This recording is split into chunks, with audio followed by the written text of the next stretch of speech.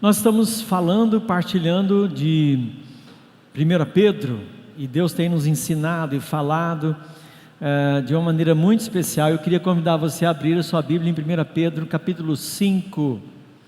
Esse texto tem um grande desafio para a nossa vida, é maravilhoso, e Deus tem ministrado o nosso coração, Deus tem derramado da presença dEle sobre nós, e nós queremos partilhar isso com você.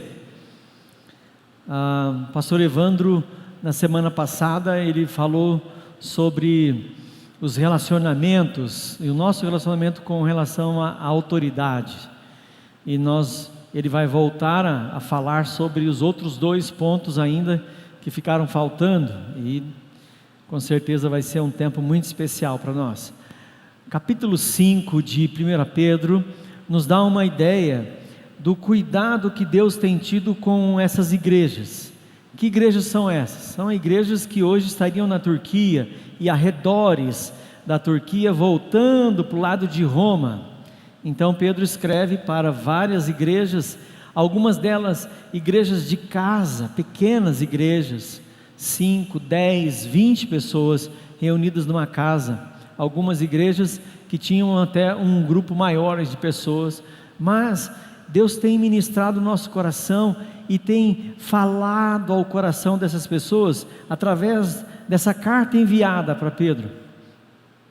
A pergunta que nós sempre nos fazemos é: por que Deus permite que algumas cartas ou alguma coisa fosse escrita para algumas pessoas e que para nós também é tão importante? Fala tanto ao nosso coração, porque Deus tem um propósito com isso, Deus tem uma orientação para isso. E eu queria convidar você a pensar hoje sobre os resultados da resistência. Nós estamos falando de resistir, de resistir, de resistir. Quais são os resultados na vida do crente que resiste? Você tem sempre duas escolhas. Você pode passar o resto da vida murmurando, reclamando das coisas que você tem sofrido, das lutas que você tem passado, como tem muita gente que vive só reclamando, murmurando, falando mal de todas as coisas. Mas você pode também ter uma outra posição, que é de olhar a partir da ótica de Deus, o que Deus quer fazer na nossa vida. Bom, eu queria convidar você a ler o verso de número 10 do capítulo 5, preste atenção nesse texto, capítulo 5 de 1 Pedro, verso 10, o Deus de toda graça, que nos chamou para a sua glória eterna em Cristo Jesus, depois de terem sofrido durante pouco tempo, os restaurará, os confirmará, e lhes dará força, e os porá sobre firmes alicerces. Vamos ler de novo? E o Deus de toda graça, que os chamou para a sua glória eterna em Cristo Jesus, depois de terem sofrido durante um pouco de tempo, os restaurará, os confirmará, e lhes dará forças, e os porá sobre firmes alicerces. Bom, nós tentamos entender um pouquinho sobre essa palavra que o apóstolo Pedro vai fechar, quase que encerrando a sua carta. Nós temos muitas coisas. A escrita do apóstolo Pedro é muito interessante de poder estudar um pouco mais com profundidade. O Pedro, ele traz uma palavra de 2, 3 versículos, aí fala sobre outro assunto, daqui a pouco ele fala em outro assunto, e depois ele retoma aquele assunto que ele falou lá, e a gente assim fica: Pedro, como é que você faz uma história dessa, né? Por exemplo, nós temos sobre o tema de santificação, ele está no primeiro capítulo, no segundo, no terceiro, no quarto, no quinto, e ele vai falando um pouquinho de cada coisa, e é muito especial a gente olhar para os detalhes do texto. Essas 4 palavras nos ajudam a entender o agir e o resultado de sofrermos, de passarmos pelas tribulações, de entendermos como eles estavam vivendo, perseguidos, longe de casa, como forasteiros, como peregrinos, gente que estava passando por dificuldade, gente que tinha que contar com a bondade de outros, certo? Aqui na carta de Pedro fala sobre isso. Fala, olha, você não endureça o seu coração, não. Receba os irmãos, sejam bons hospitaleiros. Receba a gente na sua casa. Olha que desafio. Imagina você ser desafiado a receber gente que você nunca viu na sua casa. Esse é o desafio que o apóstolo Pedro está trazendo para a igreja.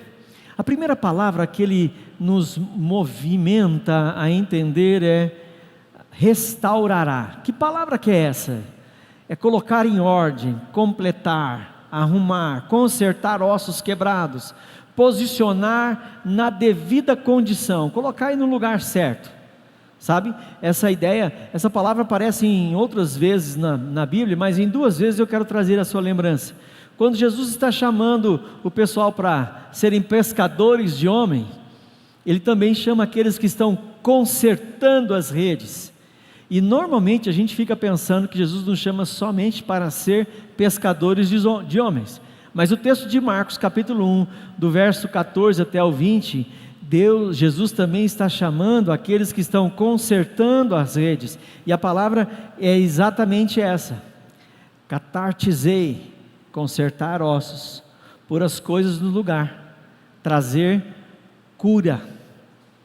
Bom, uma outra palavra, um outro lugar que aparece essa palavra é a palavra de Paulo, capítulo 4, verso 12, onde ele fala sobre os dons espirituais, que Deus nos concedeu os dons para o aperfeiçoamento dos santos. Essa palavra aperfeiçoamento é restauração, colocar no lugar, consertar ossos quebrados, arrumar as coisas. Eu fico pensando nesse texto, e a primeira vez que eu olhei para ele e olhei para o texto grego, entendendo, eu lembrei de um texto do Salmo 42. Ele me tirou de um poço de destruição, de um atoleiro de lama, e pôs os meus pés sobre a rocha, e firmou-me em um lugar seguro. O Senhor quer cuidar da nossa vida, o Senhor quer trazer paz para o nosso coração. Que restauração é essa que Deus faz em nós? Essa restauração é da imagem de Deus, que pelo pecado fomos destituídos da graça, estamos longe de Deus por conta dessa ideia de se rebelar contra Deus, de afrontar a vontade do Pai. Nós, por conta do pecado, estamos longe, e quando somos libertos dessa prisão e do domínio do pecado, podemos ter a nossa imagem e semelhança restaurada, colada novamente. Nós nos ligamos ao Pai, nós estamos juntos com Ele, e aí é maravilhoso. E aí a gente entende o sentido original de uma palavra que a gente usa hoje de maneira errada, de religião. Religião é religar, é estarmos juntos. E a gente fala que eu pertenço a essa religião, eu sou daquela religião, eu sou aquela outra religião, mas na verdade religião é religar, é esse cuidado de estarmos ligados com o Pai. Bom, você livre, você pode servir ao Senhor, livre você pode adorar ao Senhor, livre você pode resistir ao diabo. Essa é uma coisa que quem não tem Jesus como Senhor da sua vida, não tem condição de resistir. Por isso, o princípio de libertação é submissão a Deus. Sujeitai-vos, portanto, a Deus, resisti ao diabo e ele fugirá de vós. 1 Pedro, nós vemos isso no verso 9: resistam-lhe, permanecendo firmes na fé, sabendo que os irmãos que vocês têm em todo o mundo estão passando pelos mesmos sofrimentos. E o Pedro está falando aqui da perseguição dos romanos, da perseguição dos judeus, dos fariseus, dos líderes religiosos. Todo mundo está passando pela mesma situação. Hoje nós estamos olhando para um planeta vivendo a mesma situação do Covid, a mesma história. Uns mais avançados, outros menos, outros com mais receio, outro com menos, outro com mais vacina, outro com menos, mas é a mesma situação. Estamos vivendo situações exatamente as mesmas. Livres eu posso servir, adorar, resistir. Livre, você pode ser dizimista, porque aquele que está apegado ao dinheiro, escravo do dinheiro, não tem condição de servir. Livre, você pode adorar ao Senhor, porque senão, escravos de uma entidade, você vai ter que prestar culto a ela. Escravos de uma entidade ou de coisas, nós vamos voltar os nossos olhos para as pessoas, como o apóstolo Paulo diz em primeira carta de Romanos. A carta de Romanos, ele fala assim: preste atenção, vocês estão deixando a glória de adorar a Deus e adorando a criatura. Por isso que nós estamos com esses problemas, de uma prostituição sem fim, de uma pornografia, de uma situação muito complicada, de homossexualismo, de lesbianismo, porque estamos mais adorando as pessoas do que o Criador. Esse é o princípio do pecado. Esse é o princípio do pecador. Ele adora mais as coisas, o dinheiro, a sua posição, as suas situações, o seu pensamento, a forma dele pensar, e deixa Deus de lado. Livres, nós podemos pensar de maneira diferente. Senão, você só vai pensar exatamente como todo mundo pensa, exatamente como todo mundo faz. Agora, livres, podemos servir ao Senhor. A segunda palavra que ele vai usar é confirmar. Confirmar tem a ver com estabelecer, fortalecer, firmar, fixar firmemente. E eu fiquei pensando no texto de Isaías, capítulo 54, versos 2 e 3.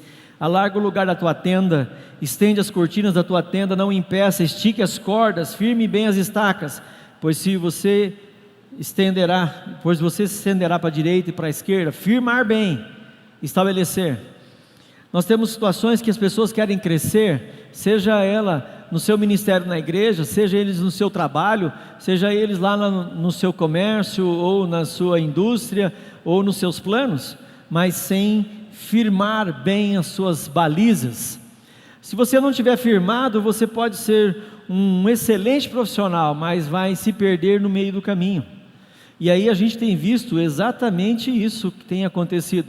Gente que começa muito bem, e lá no final, lá no meio, ele dá uma desviadinha, porque não tem firme alicerce, porque não tem uma condição ética adequada, não tem uma condição moral adequada, e ele se perde aqui, e daqui a pouco ele se perde de novo, e daqui a pouco ele está fora.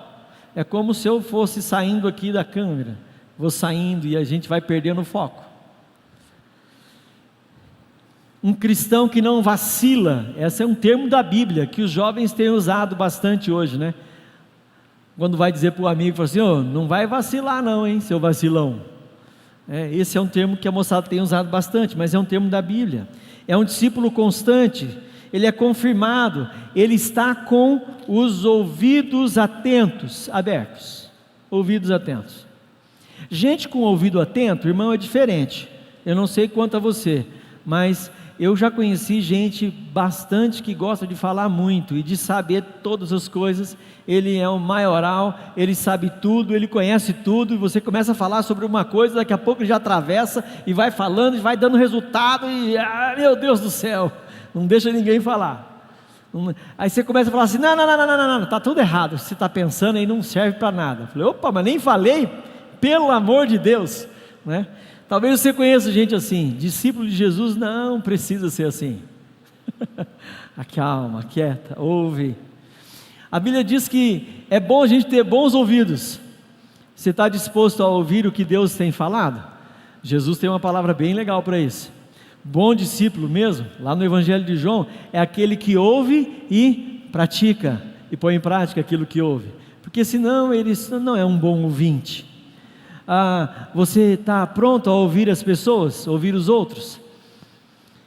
Essa semana, na live que a gente faz 7h30 da manhã, segunda-feira, entrou uma moça pedindo socorro, ajuda. Por favor, eu tenho 2 filhos e eu preciso de um colchão de solteiro, o senhor pode me ajudar? Mandou no meio da live. Eu falei: irmã, pode ficar sossegada, daqui a pouco a gente vai conversar aí, eu vou ver o que a gente pode fazer. Peguei o contato dela, tudo aquilo que ela mandou, encaminhamos aí para o pessoal da diaconia, e a diaconia pegou. Quarta-feira as coisas estavam resolvidas, quarta-feira estava tudo pronto. ela tinha recebido um colchão, uma cama, fralda para o nenê. Ela tinha tem uma criança de 2 anos e um nenê recém-nascido, que nasceu parte do intestino para o lado de fora da barriga, e vai ter que agora se cuidar um pouquinho para fazer uma cirurgia, para devolver o intestino para dentro do lugar. Gente, que coisa, que oportunidade, porque a gente parou e ouviu. Eu vi rodando lá, sabe, o Face, vai rodando, pastor, eu preciso de ajuda. Eu falei, opa, daqui a pouco a gente vai conversar sobre você, tá bom? Beleza, Deus abençoe, nós vamos falar com você. Encaminhamos, alguém ligou para ela, falou com ela, e esta igreja pôde ser bênção na vida dela. Por isso, quando a gente ouviu o apelo do pastor Evandro aí falando sobre sexta, é isso aí, numa live sobre oração e palavra pela manhã, a coisa já estava pegando fogo. Estamos com os ouvidos abertos, atentos. Na semana passada eu fui convidado para ouvir alguém, 1h30 quase, eu ouvi a pessoa falar. Falei, irmã, tem coisas que é só oração, vamos orar. Clamamos ao Senhor pela vida dela. Não frequenta essa igreja, não é aqui, mas ela ficou sabendo que tinha um pastor lá. Por favor, o senhor pode me ouvir? Vamos ouvir, vamos conversar, vamos orar. Algumas pessoas estão perto de você, só precisam de um bom ouvido para você falar, conversar. Bom, ouve a Deus e está disposto a obedecer, ouve uns aos outros e ouve o mundo e suas necessidades. Eu tenho escrito algumas coisas sobre discipulado, e uma das definições ou uma das orientações a respeito do discipulado que eu escrevi foi assim: o discipulado de Jesus é a resposta do Pai para o mundo perdido. Eu e você somos resposta de Deus para esse mundo caótico, para aqueles que não têm esperança, para aqueles que não têm condição, para aqueles que não têm nenhum tipo de expectativa. Pastor, onde está isso? Está em 1 Pedro capítulo 2, versos 9 e 10. Vocês, porém, são geração eleita, sacerdócio real, nação santa, povo de propriedade exclusiva de Deus, para anunciar as grandezas de Deus, daquele que vos chamou das trevas para a sua maravilhosa luz. Antes vocês não eram povo de Deus, agora são povo de Deus. Não haviam recebido misericórdia, mas agora receberam. Vocês foram abençoados. Vocês, a igreja de Jesus, eu e você somos resposta de Deus para este mundo caótico. E Pedro está escrevendo isso para gente perseguida, para gente sem casa, para gente sem moradia, para gente passando por muitas dificuldades, passando fome, necessidade, alguns morrendo pelo meio do caminho, nas travessias. Você imagina passar pela Frígia e Galácia e chegar até onde eles estavam, bem perto de Roma. Passaram por regiões extremamente geladas, inóspitas, desertos enormes. Alguns ficaram pelo meio do caminho. E é esse tipo de gente perseguido, gente que está vivendo o caos da sua história, que Deus fala para eles assim: vocês são a resposta para o mundo. Eu não sei quanto a você, mas esse negócio deixa a minha cabeça assim, ó, né? Com trimelique, porque não dá para entender como aquele que é perseguido, aquele que está passando pela adversidade, vai ser resposta para a humanidade. Porque ele quer, é a terceira palavra, a primeira, ele vai trazer restauração, a segunda, ele vai confirmar você, a terceira, ele lhe dará forças, fortalecer, tornar forte, reforçar. Sabe quando você põe uma coluna e depois acaba reforçando aquela lateral da coluna e você tem algo muito mais firme? Este é o crente forte, resistente às tempestades, que o Senhor quer usar, desenvolvido, testado, tornar forte. Não é o crente perfeito, sem falhas, não é aquele que está pronto. O apóstolo Paulo fala sobre isso, né? Ainda mais, eu gostaria de caminhar mais, mas eu ainda não estou pronto, mas prossigo para o alvo da soberana vocação de Cristo Jesus. Mas é aquele que foi testado, e aquele que num tempo de incerteza e insegurança, ele tem convicção para onde caminhar e do que caminhar. Nós ouvimos há alguns domingos atrás o testemunho do Farzar, esposo da Maria, e alguns podem olhar para ele e dizer assim, né? Coitadinho desse homem, sofreu bastante, né? Ficou 23 dias preso, sendo torturado, para negar Jesus. E alguns podem dizer assim, né? Tadinho dele, coitado. Tadinho dele não, irmão. Ele venceu, ele não negou, ele continuou firme, ele venceu em meio às batalhas. Deus quer gente assim, provado. Eu falei hoje pela manhã que eu tenho até receio quando a gente vai em algumas casas, que ele serve para nós alguma coisa para beber, seja suco, água, naquelas taças bonitas de cristal, né? Falou, cristal eu pego com as duas mãos, assim, com medo de quebrar, de cair, porque cristal é um negocinho assim, né, meio, bem delicado. Lá em casa a gente tinha aqueles copos de massa de tomate, caiu umas par de vezes no chão e não quebrava. Mas a Bíblia diz que cristão vai ser aquele que passa pelas provas, aquele que está passando pelos esfregas da vida, aquele que passou e foi testado, que foi aprovado. Deus quer usar gente assim, firme apesar da tempestade. Imagina os discípulos no barco e a tempestade comendo solto, para lá e para cá balançando, e aquelas ondas vindo, e de repente vem Jesus andando sobre as ondas, e eles olham falando, meu Deus, o que está acontecendo? Parece um fantasma que está vindo agora à nossa direção. Se já estava ruim, agora ficou pior ainda, né? E agora, não, aquieta. E Jesus dá ordem à onda, dá ordem ao vento, e diz assim, aquieta-te, acalma-te. Aqueles homens ficam olhando um para o lado do outro, assim, para a cara do outro, e falam assim, quem é esse homem? Quem é esse? Que dá até o mar e o vento lhe obedecem. Esse é Jesus a quem nós servimos. Não tem sentido as provações que passamos, sem que elas nos sirvam para qualificar, para a obra que o Pai quer nos confiar. E aqui abro um parênteses para você, um grande desafio de Deus para a nossa vida, para a liderança de célula, para o treinamento de célula, para os líderes de célula, para aqueles que estão envolvidos em ministérios, um grande desafio de Deus para a minha vida e para a sua. Qual é esse desafio, pastor Juliano? Não existe líder sem teste. Preste atenção na Bíblia.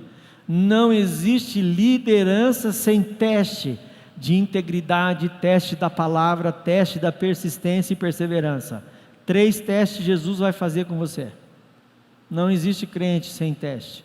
O Abraão, um homem cheio de fé, que teve filhos, que teve seu filho depois da grande velhice, teste. O Abraão vai fazer o que com o Isaac mesmo? Vai subir o monte.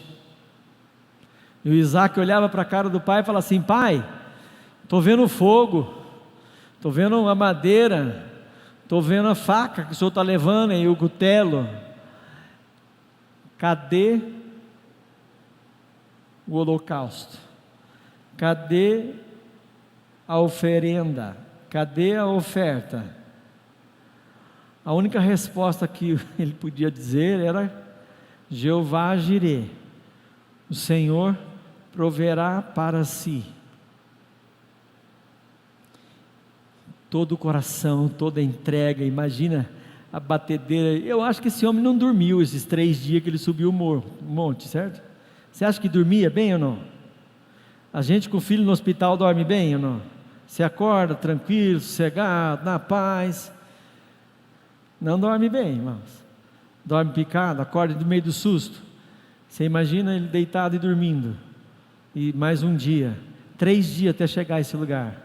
Deitava, dormia, acordava assustado, sobressalto, Meu Deus, Senhor, é isso mesmo? Minha cabeça está com um parafuso solto.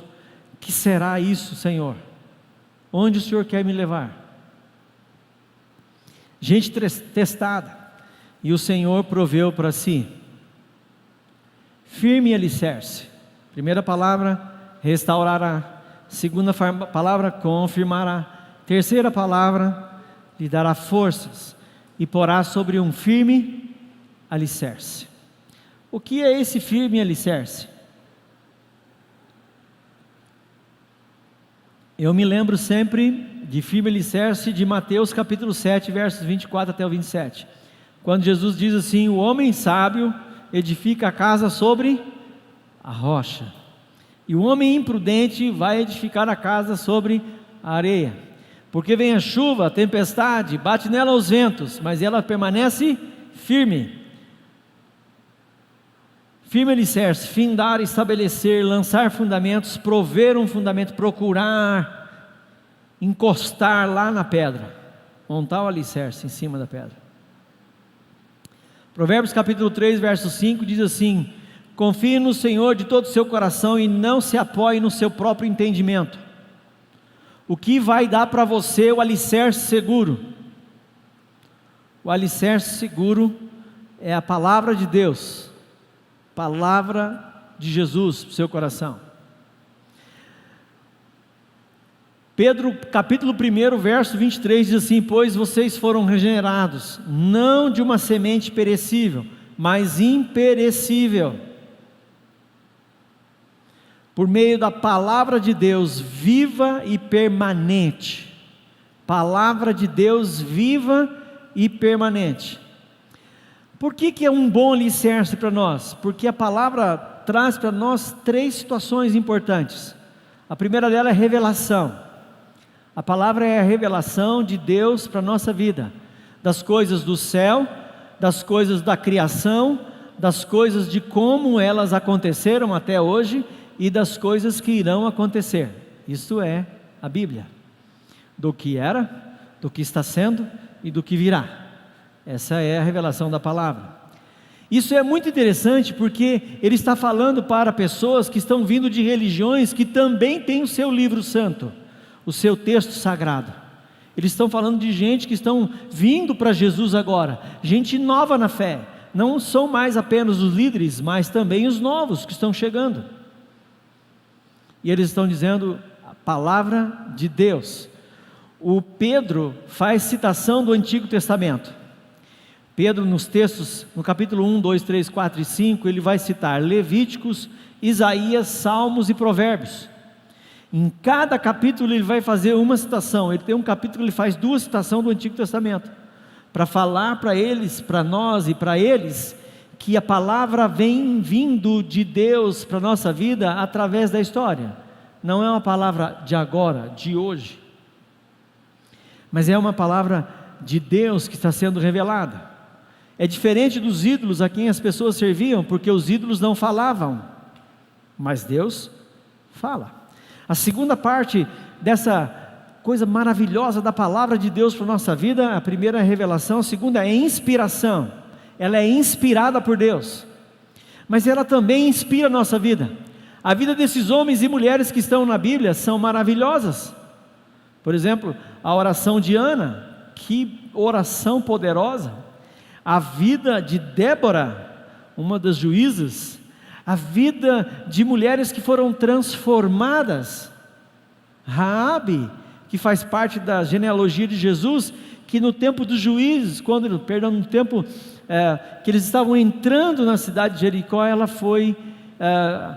trouxe para sua casa os espias, mas ela era uma prostituta cultual que servia a outros deuses, e quando ela ouve a respeito desse Deus maravilhoso, ela diz: eu quero mudar a minha história, eu quero viver, que vocês salvem a minha vida, que me deixem viver. E agora ela faz parte da genealogia de Jesus. Raabe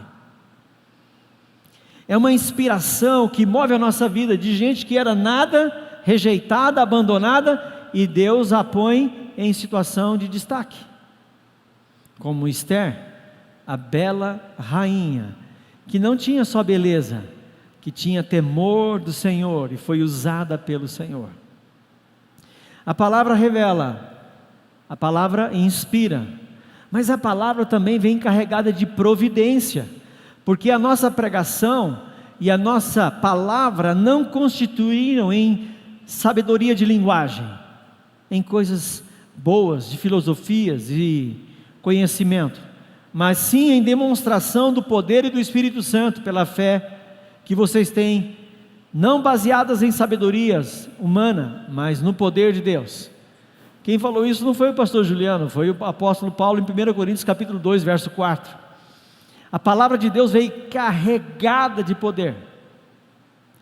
Eu contei pela manhã uma parte do testemunho dos Gideões internacionais, que eu li numa das revistas deles, de um homem que no interior de Minas Gerais, alcoolista, e tinha uma garrafinha, uma garrafa onde ele ia no bar, ia na venda, mandava o filho, ou ele mesmo ia, para pegar a bebida, e o fulano, ao invés de dar para ele uma garrafa nova, enchia a garrafa dele e trazia, mas como ele não tinha nada para pôr, ele havia ganho aqueles Novo Testamento Gideões, e ele estava usando para fazer rolha da garrafa de pinga. Então ele arrancava 2, 3 folhas do Novo Testamento, enroscava assim, punha na boca da garrafa e deu para o fulano.